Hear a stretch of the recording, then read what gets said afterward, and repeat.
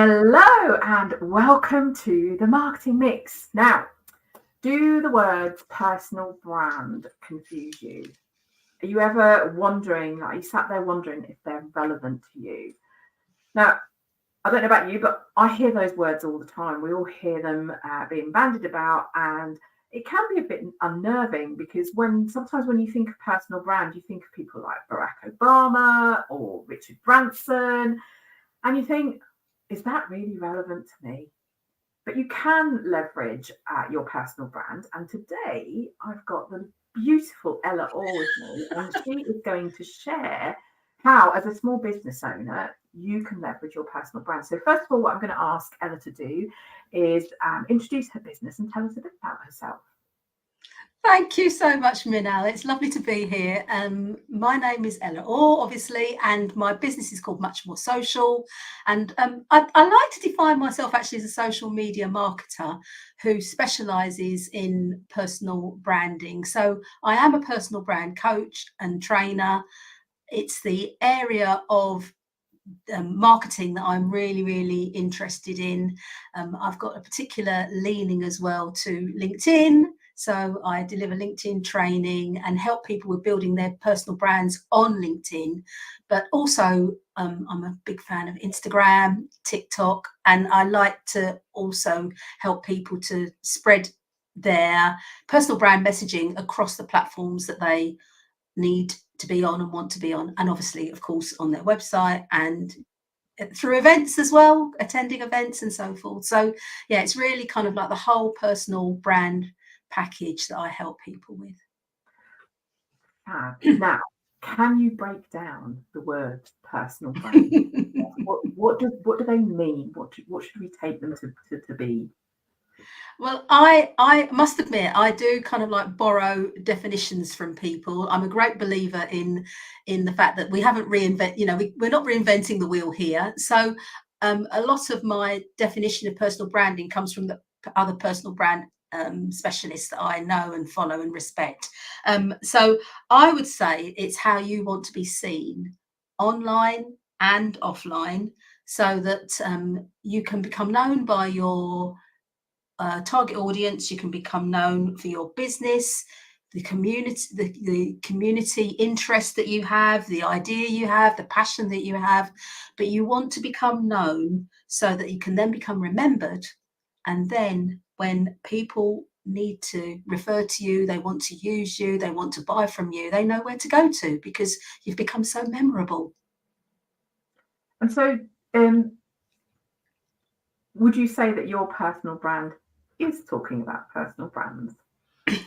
My personal brand, you mean? Yeah. Oh, yeah, definitely. Yeah. My personal brand is definitely about helping people to understand find out what their personal brand is, and then help them to amplify that, to know the right direction to go in, to then amplify that, to broadcast that. Yes, because we do need to stand out from the competition, which is why having a personal brand really does help. And so you just mentioned stand out from the competition. I guess that's one reason why small businesses should be thinking about personal brand. But is there anything else as to why it's important? The thing is, when you have a very clear personal brand and everything that a personal brand encompasses, and it's much more than reputation. I hear a lot of people saying, well, isn't it just your reputation?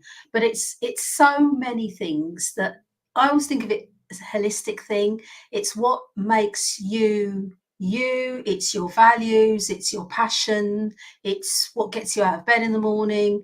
It is your knowledge and your skills and your expertise and your experience, but it's also the way that you communicate with people as a human being. So rather than, and I do hesitate to use this phrase, but we tend to sort of like hide behind our businesses, understandably, because that's very much our nature for a lot of us as humans. We have a great idea, we have a great business, we have products and services that we want to sell, and we put them at the forefront, and we don't want to put ourselves at the forefront, understandably. But the thing is that when we do add that those elements of personal brand into our business brand, that's where the magic can really happen. Because obviously, if you've got great products and services and you are communicating those really well in a human, personable way, which is what your personal brand does for you, hopefully you'll find the sweet spot in terms of being able to attract your ideal client and then sell to them time and again. And the other thing is that they will also go and talk about you to other people. So it's brilliant. Plural. It's simple. It's simple.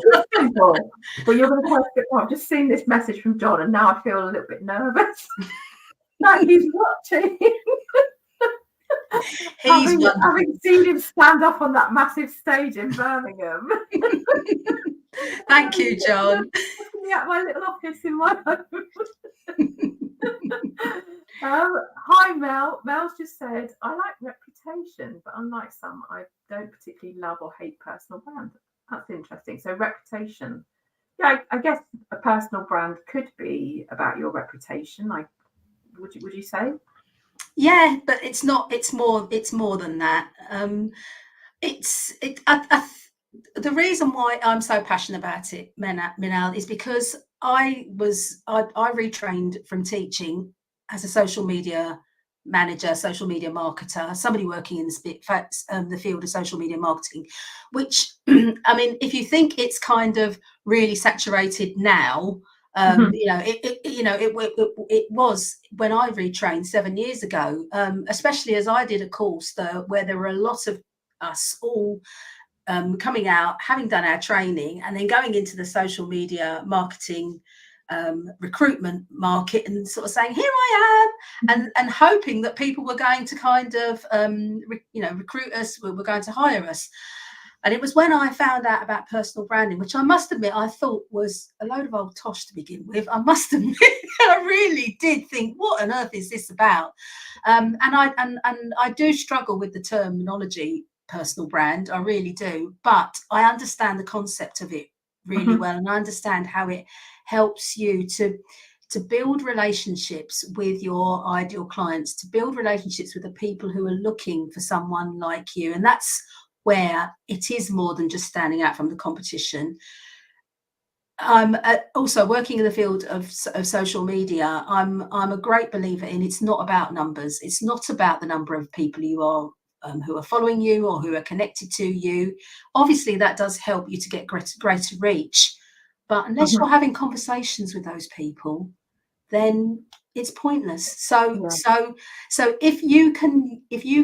if your personal brand can help you to stand out to the people who need you, the people who are looking for you, with really clear messaging and consistency in showing up, then they'll know where to find you when they need you. That's why I think personal brand can really help in terms of standing out from the competition and having those conversations that help to solve your ideal clients' problems.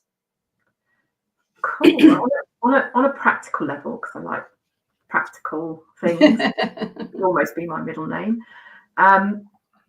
What do people need to start building their personal brand? Are there things that are easily accessible to them, or is it something that they have to think about?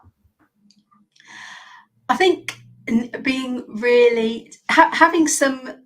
I like to think about the content pillars that we have in marketing and in social media marketing. It's the same thing can apply to your personal brand. So it's about being clear on what it is that you want to talk about, what you want. So obviously you do want to talk about what you do and what you offer and how you can help people. But it's also you being, and that should just be part of your marketing anyway. To me, definitely. So but I think in terms of the personal brand, it's then how you kind of like weave story into that, storytelling into that, whether it be stories that you have that are part of your journey through building your business. So how you got started, the barriers that you faced, the successes that you had, the wins, the losses, the learnings, and everything else. So from a business point of view, and then you can add into that as well, if however in whichever way you feel comfortable, personal stories. And some people feel very comfortable with talking about their personal story, especially if it interweaves very much with their business story. So mine does, because as I say, I mean, I can talk about my previous experience as a teacher, and how and what I learned from that, and how those transferable skills I got, which have transferred into what I do now. But you can also talk a little bit about, the things that interest you, what you're passionate about. I mean, some people talk about where they live. And a lot of people, a lot of the audience are really keen on that, especially, if it's something that, if it's an area that they know. It's lovely to see you taking a photograph of yourself in an area that's familiar to your audience, or going live or whatever. So I think it's just starting small with really thinking about your niche audience as almost as if you were talking to a group of friends. What would they be interested in? That whole sort of friends and family thing, I think is a great place to start, because it's a place where we can feel comfortable with talking about ourselves. Yeah, that's true. Yeah. No need to be nervous. Or, being on LinkedIn Live can help. Yeah, exactly. That's a way down the line, though, isn't it, for a lot of people, the thought of going live. I mean, a lot of small businesses that I work with, the very thought of being on a live stream just fills them with dread. So, but yeah, there's like you said, start small and add things as you feel comfortable with them. It does feel gross talking about. It does feel gross doing that. It still feels gross talking about myself in any kind of like, I know how to do this sort of. And sometimes feel like there are people out there who know how to do this better than I do, but like we're all at different stages. Yeah, and I think to go back to that thing about where we feel, I mean, my approach to personal branding is very much about starting within your comfort zone, because if you don't do that, you're never going to really get the momentum to keep going with it. So you've got to feel comfortable with whatever it is you're doing. And I think a lot of small business owners, they can feel comfortable with the kind of like the behind the scenes stuff. So doing stuff where, if you are a maker, you are a creator, or you're somebody who sits and works at your laptop, you could just show your hands or the side of your face, or whatever it is, in terms of those first glimpses of seeing you on screen. And I think that is a big part of the personal brand, is to actually put your face onto your marketing, which I know for some people can be a big leap, but just to put a face to the business is a good start in terms of personal branding. And it helps you make that connection, right? You're not talking to a faceless business. If you wanted to do that, you'd be communicating with the big corporates, and the whole, for me personally, the whole kind of thing about being a small business owner is being able to connect with people on that one-to-one level. And the personal story doesn't have to be the ins and outs of your life, but like we all have so many things to share about running a business. And if you're running a business, that can be the kind of personal things that you share. It doesn't have to be about your the life outside of business. Let's face it, most small business owners have started a small business out of something that they have experienced. That's why they started it. Either it was something that affected them directly, and as a result they created a product, or they found the thing, they started making the thing that they couldn't find in the shops, or they came out of corporate, or came out of a big sort of institutional job, and found their skills from that and their experience from that, which they could then turn into a service. That's me, the latter. Simple, yeah. It's simple, really, to sort of take those personal experiences and build that into your personal brand without having to go down the route of telling your life story, or talking about your family, or being vulnerable, or all those kind of things that people find really icky about personal branding. Yeah, and I just the whole being vulnerable thing. I'm straying off the questions that I sent you. The whole being vulnerable thing. I feel like that kind of that's not a thing that you can force. It's not a thing that you plan for to share. It's something that just happens, and you feel that you can share that, and it's not something that you can plan into. Oh no, you wouldn't have that. You wouldn't have that as one of your content, personal brand content pillars. It's something that just sort of like happens with life, isn't it? So, you're starting to build these blocks of your personal brand. And so how can you leverage that, and how can you tell your story? What are the things that people should be doing? So I would get really clear about what it is that you want to talk about, in terms of, as I say, the products, the services, what you offer, how you help people, all the kind of stuff we know about, previous experiences of working with clients, testimonials, all that kind of thing, frequently answered questions. Those are your baselines for your personal brand. And then think about the platforms that you want to be on. So that all comes again into the whole marketing strategy of like where your audience is.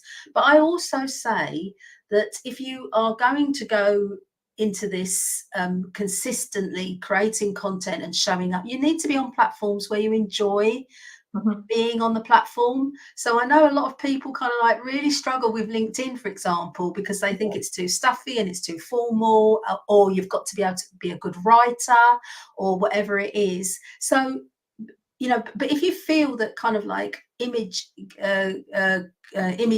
or visuals are your thing, or video is your thing, then go and promote your business more on Instagram or on, because you're more likely to create content then. And creating content is really, really important for building your personal brand consistently. And also I think one of the things I'm really exploring at the moment is just trying to be much more spontaneous. I think the kind of human side of having conversations with people and building relationships with people through these online platforms is just to sort of just be more natural on it. And I think the days of very sort of edited sort of video content, and as long as it's tidy and obviously people can see your face and whatever, you've got all the tools to caption your videos now on social media.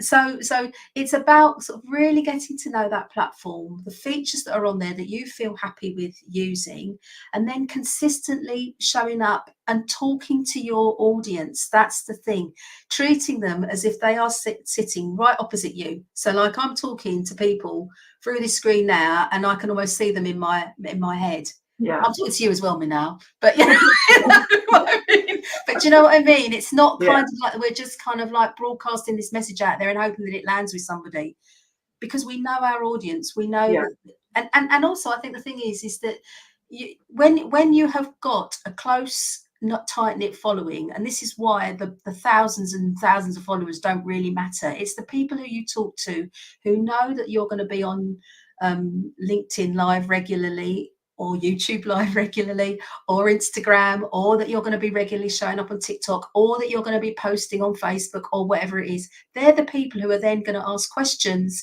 and you're going to get into conversations with them, and that's where your personal brand really lands perfectly. Yeah, for sure. And we were just talking about this before we went live, is that I'm not an advocate of having big numbers of anything, and I just feel like, to me, it's are these people relevant? Are they the people that I want to help, and at some point will need my help? And that does happen. Like last month, I think just before Christmas break, someone from my email list, who is also in my Facebook group, approached me for some coaching, but she wasn't ready to start until the new year. And then some point in the new year, someone else from my list approached me and said, I want some coaching.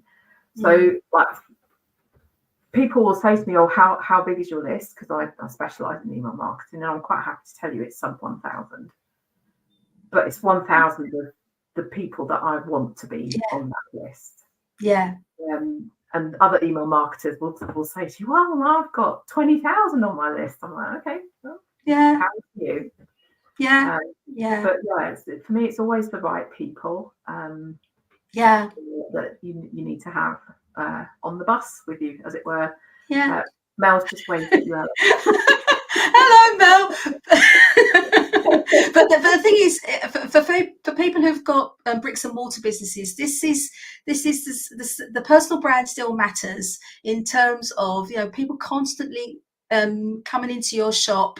Yeah. You know, when you know that they're regularly coming into your shop and they're telling other people about you in the locality, if you're then going on to Instagram Live and saying, "Oh, you know, this is what we've got in this week. Let me show you around. You know, what, you know, this is new in blah blah blah." This is what the whole sort of like personal brand piece can what it can really do to elevate your business, your shop above all the others that are in the local area. And that's why, again, I think getting comfortable with talking about your baby is what it's about. You know, sometimes you feel like, well, I don't know if I feel it's annoying now when I'm working in here and I'm not doing videos or anything. I have on greatest hits radio because every other station that plays music after the 90s is just not for me. But oh my god, Octopus have been hammering their adverts with testimonials from people, and I'm an Octopus customer, and I'm fed up of them. So I guess it's a bit of a balancing act between like really doing all those things, but then being annoying to the people that you're trying to target. So what should people avoid doing when they're building a personal brand? Well, I would definitely say don't just spout off about anything and everything. You've got to think about you're building a relationship with people. They want consistent messaging, and and now I'm going to use that horrible word authenticity, but they do want you. So if you start going on about something that's completely random or irrelevant, or you are talking about stuff that's too personal or controversial or political, and let's face it, there's so many conversations that we could be jumping on. Just, you know, avoid that if it's not part of your personal brand and part of your business, and stick to consistent messaging. You as I say, you're trying to build trust, that whole know, like, and trust. Yeah. So don't go off on tangents. And I think this is the thing. This is why, again, you know, Minal, this will be music to your ears. Strategy is really, really important. And you need a personal brand strategy that fits into your whole marketing strategy. So you know when is the best. If you do want to do video, you do want to go live, you know when is the best time for you to go live, when you are going to be at the peak. It could be first thing in the morning you do it. It could be, and don't forget, with lives, you can always download them and repurpose them and everything else. So people don't necessarily need to be watching there and then. And again, you know, if you're having you want your photos taken and so forth, you know, then or you're taking selfies and whatever, do it at a time when you feel comfortable and you feel relaxed and everything, so that you come across looking really friendly and approachable, and that people actually do want to, they feel safe to ask you a question. That's the thing, you know. They if you say to people, "Look, ask me questions, I want your feedback, I need to hear from you," then make yourself as open and approachable. And the other thing I was just going to say as well is make sure that you are commenting, reply. I see so many people that post and then don't reply to comments, or they don't. Yeah, you know. It's like I'll post this thing and I want you to see it and I want you to comment on it, but yeah, Yeah, and then they don't reply. And I mean, I know they may have replied privately, but if you comment actually on the feed, on your posts and on other people's posts as well, then again, that's so good for your personal brand. And just to say as well, there's so many things that are popping into my head now. You don't have to post in order to enhance your personal brand. You can do it through comments, and you can do it through the DMs as well. Yes, I'm finding that. I just before Christmas, I just had enough. I was like, oh, I can't post anymore. It's too much. Yeah, too much. yeah. I pared everything down to the places that I enjoy being. I'm not going to post on LinkedIn every day. People say post on LinkedIn every day. No, I'm going to post 3 times a week because that's as much as I can manage. But I go on there every day and I find posts to comment on. I know Davine's watching. We commented on the same post today about people asking for recommendations for service providers, but ones that don't charge the earth. Yeah. So, you know, that whole commenting and DM strategy, and I've introduced a couple of people LinkedIn and DMs, and they've been really grateful for those introductions. So that really does help as well. So it's not important to post every single day. No, and I think honestly, if you're just getting started with your personal brand, commenting on other people's posts is a really good way just to dip your toe in the water. And as long as you've got your profiles spot on in wherever it is, whether it's your Instagram bio, your LinkedIn bio, Facebook, wherever, and then they've got somewhere to go and find you in terms of, you know, landing pages or your website or wherever it is. That's so they can then find out more about you. You don't actually have to post on social. I can't believe I'm saying this. It's true. No, I mean, kind of for me now. I've taken the sort of attitude of I'm going to do as much as I'm capable of. Yes. And as much as I've got brain space for, and that's why I've pared down where I am. Focus mainly on LinkedIn. Because really I can't be everywhere and I can't be all things to everybody. So it's finding what works for me and you know, for my brain. Gosh, we're coming to the end of our time. I've just popped a link to Ella's LinkedIn profile in the comments. I will have to come back to LinkedIn and put it in there because it doesn't allow me to post from StreamYard. So do connect with Ella on LinkedIn if you're not already connected to her. She has a lot of useful content and her personal brand is working because I asked her to come here and talk to you about personal brand. So it does work. If you are not in the Marketing Morsel Club, which is my weekly email plus other things that are really beneficial if you want to start doing email marketing, it's all free. There's a link there for you to join. And in 2 weeks' time, I'm going to be on my own, and I'm going to be talking about 5 ways that you can create an interactive email that your readers will absolutely love. And there's a link just there for you to set a reminder. So please do join me in 2 weeks' time. Just leaves me to say thank you very much to Ella for sharing your expertise. It's been fun chatting with you. I think this is outside of the little bit of time we spent at Uplift Live. This is the longest I've spent with you, and you are a very fun person. Oh, thank you. Thank you for agreeing to come on today and share your expertise. And do connect with Ella. I will pop into LinkedIn in the event and put the link into that. But I will see you in 2 weeks' time, people. So take care and have a good 2 weeks.